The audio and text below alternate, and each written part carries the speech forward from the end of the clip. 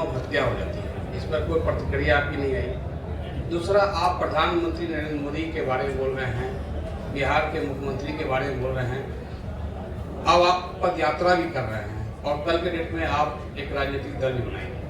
क्यों जाएंगे जनता आपके साथ इस पर?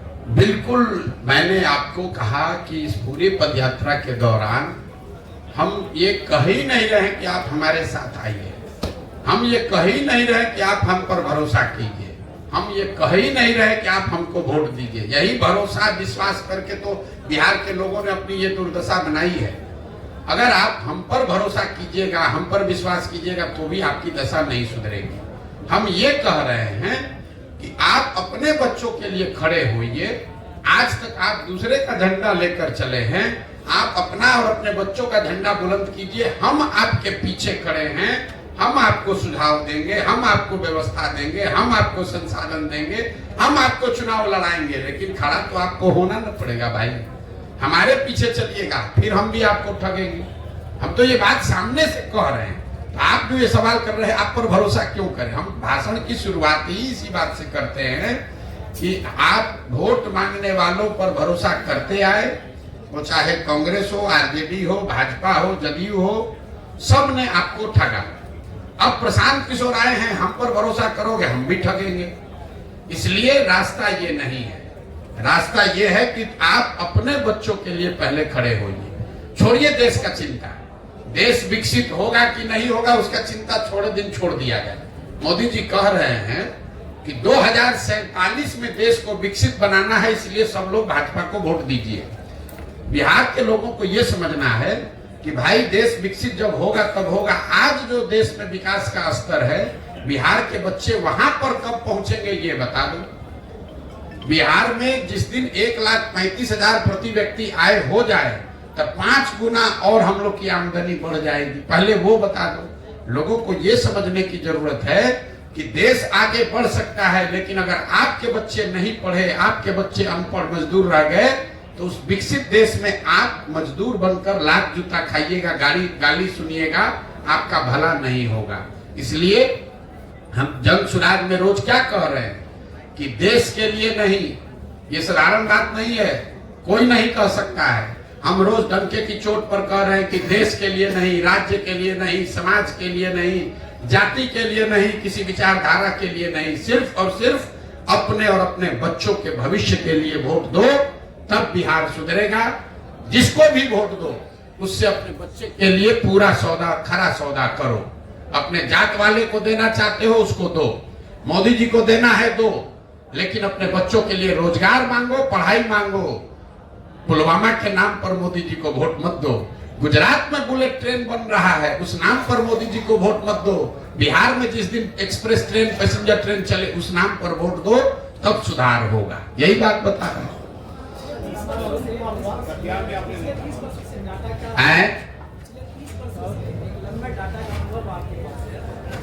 किसका अनुभव है?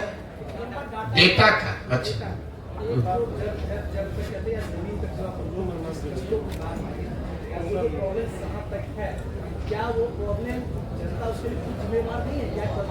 अब इतने देर से तो यही बात समझा रहे हैं भाई कि जनता जिम्मेवार है।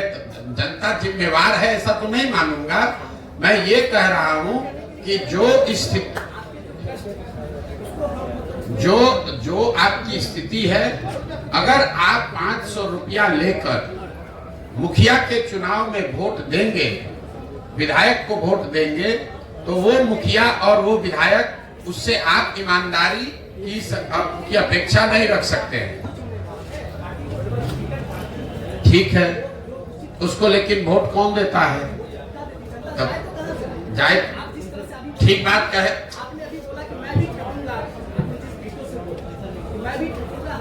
सवाल क्या है भैया, वो पूछ लो। भाषण मत दीजिए, सवाल पूछो। सवाल पूछो, डेटा कुछ नहीं बोले अभी तक। अभी तक इतना देर में कोई आपका डेटा सुना नहीं।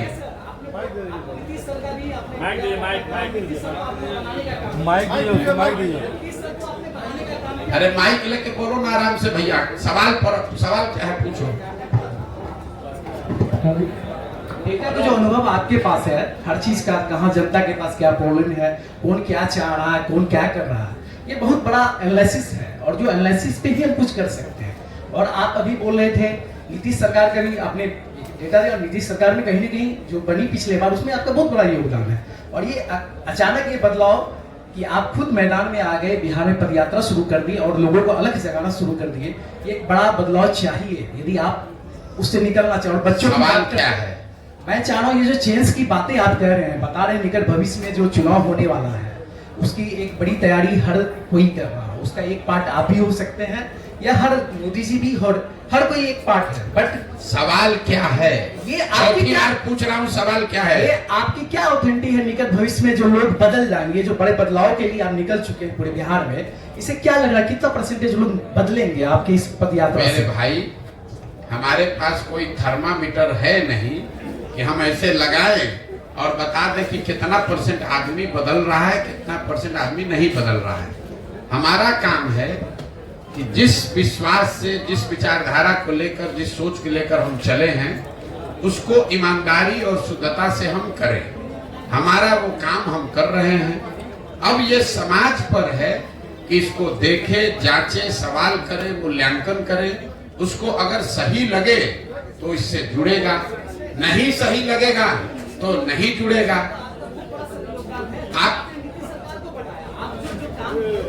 भैया सवाल अभी कुछ पूछ रहे थे, कुछ पे आ गए। मेरे भाई ऐसा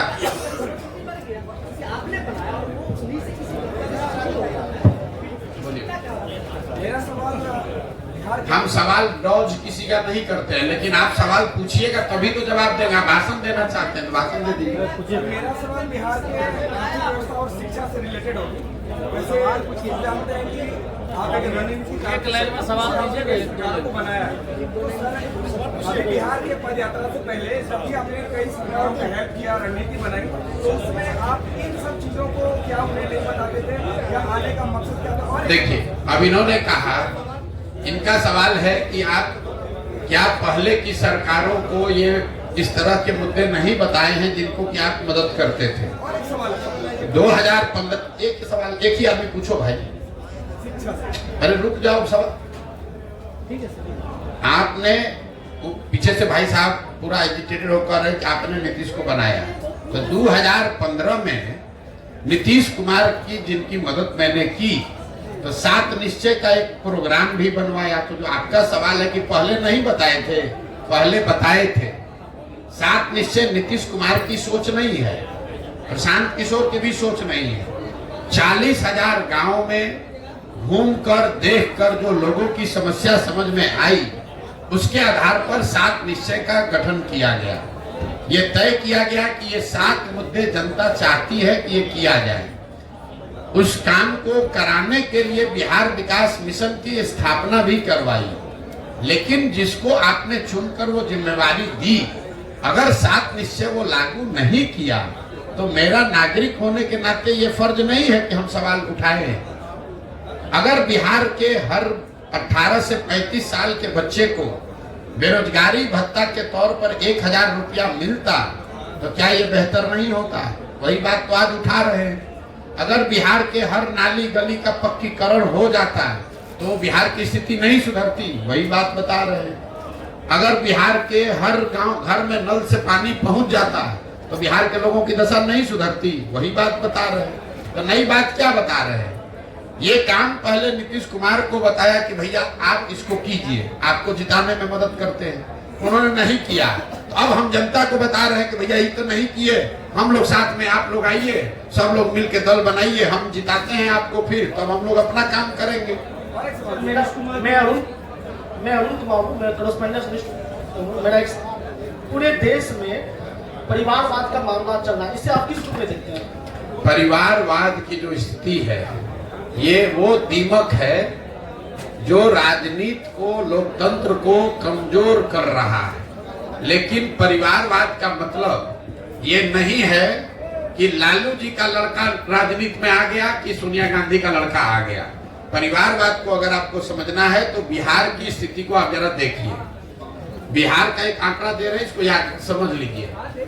बिहार में पिछले 30 वर्ष में जितने लोग सांसद विधायक बने हैं, चाहे वो किसी भी दल के हैं, किसी भी दल का सांसद विधायक है 30 वर्ष में, सबका सूची बनाइएगा तो आपको पता चलेगा कि बिहार में सिर्फ 1250 परिवार के लोग ही विधायक और सांसद बने हैं। बिहार में की आबादी है 13 करोड़, यहाँ रहते हैं 3.5 करोड़ परिवार, लेकिन सिर्फ और सिर्फ 1250 परिवार के लोग ही विधायक सांसद बने हैं। इसका मैं आपको एक उदाहरण दूंगा, आपको समझ में आएगा।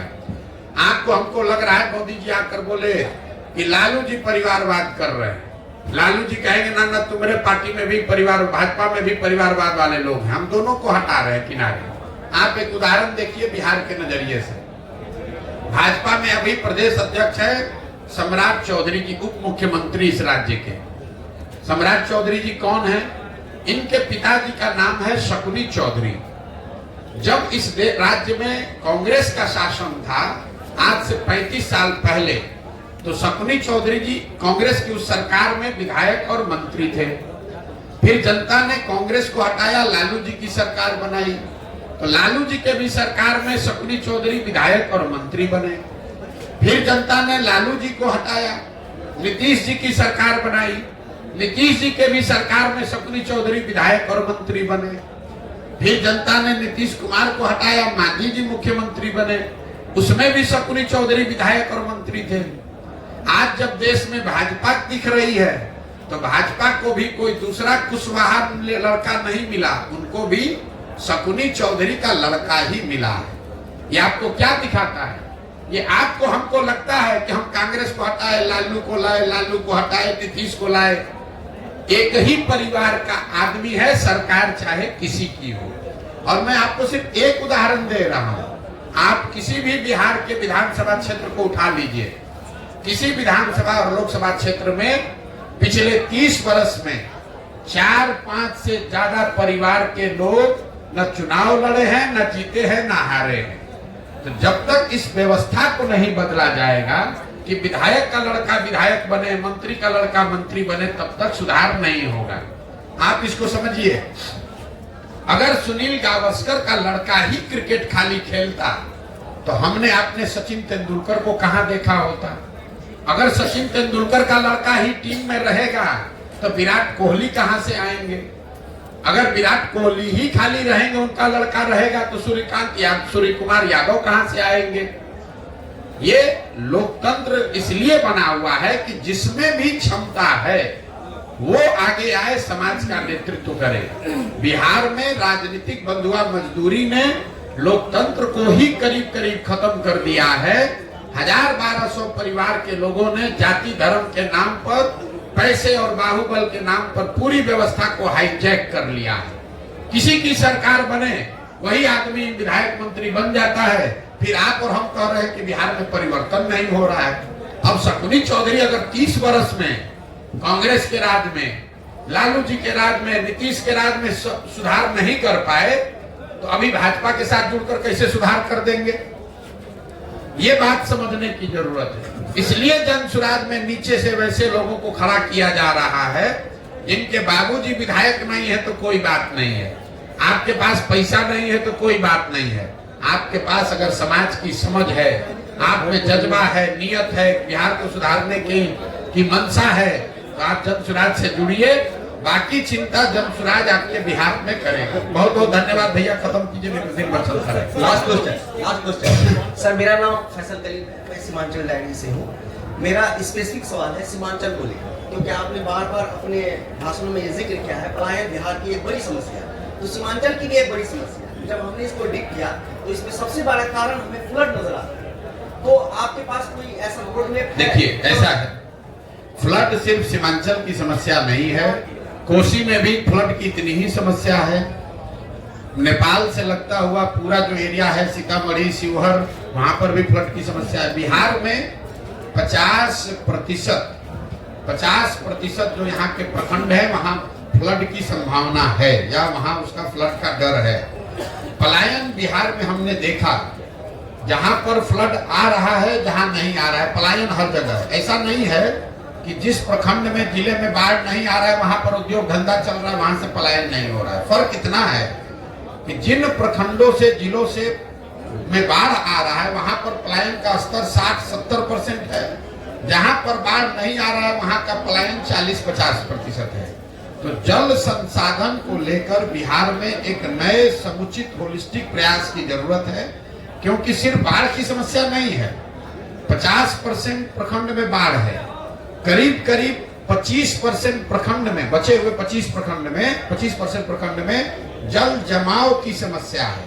आप जब गोपालगंज से पैदल चलेंगे तो गोपालगंज, सिवान, छपरा, वैशाली, समस्तीपुर जो एरिया है बीच मध्य बिहार जो है, इसमें कोई ऐसा पंचायत नहीं है जहां 2-4-5 हजार एकड़ जमीन में परमानेंट पानी न लगा हुआ है। इसी तरीके से 1/3 जमीन में सूखे की समस्या है। तो परेशानी यह है कि आधी जमीन में बाढ़ है और आधा जो जमीन ठीक है उसके आधे में या तो जल जमाव है या सूखा है। तो जब तक यहाँ जल प्रबंधन की व्यवस्था समुचित तरीके से ठीक नहीं की जाएगी तब तक सिर्फ बांध लगाने से, बाढ़ रोकने से बात बनने वाली नहीं है। तो और एक चीज और आपको बता दें, आप लोग पत्रकार हैं, आपके लिए जानकारी का विषय है। बिहार में भ्रष्टाचार हर विभाग में है, लेकिन जल संसाधन से ज्यादा भ्रष्टाचार कहीं नहीं है। इसका प्रमाण क्या है हम आपको बता देते हैं। यहाँ चाहे किसी गठबंधन की सरकार रहे, सारे विभागों का बंटवारा होता है। 2 विभाग ऐसे हैं जिसका मुख्यमंत्री रहता है वही रहता है। एक है होम विभाग, गृह विभाग, और दूसरा है जल संसाधन विभाग। ऐसा क्यों? रोड में चोरी कीजिएगा, कल होके हल्ला हो सकता है, आप पकड़ा सकते हैं। एकमात्र विभाग जल संसाधन है जिसमें जितना लूटना है लूट लीजिए और कागज पर लिख दीजिए कि बाढ़ आया सब बह गया। तो जो सत्ता में रहता है बिहार में जल संसाधन विभाग, आप इसको जाके पत्रकार के नाते देख लीजिएगा। नीतीश कुमार 18 साल से मुख्यमंत्री हैं, 9 अलग अलग गवर्नमेंट 9 तरीके के बनाए, लेकिन जल संसाधन विभाग किसी को नहीं दिया।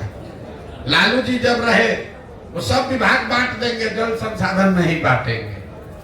ये इसलिए कि ये दुधारू गाय है।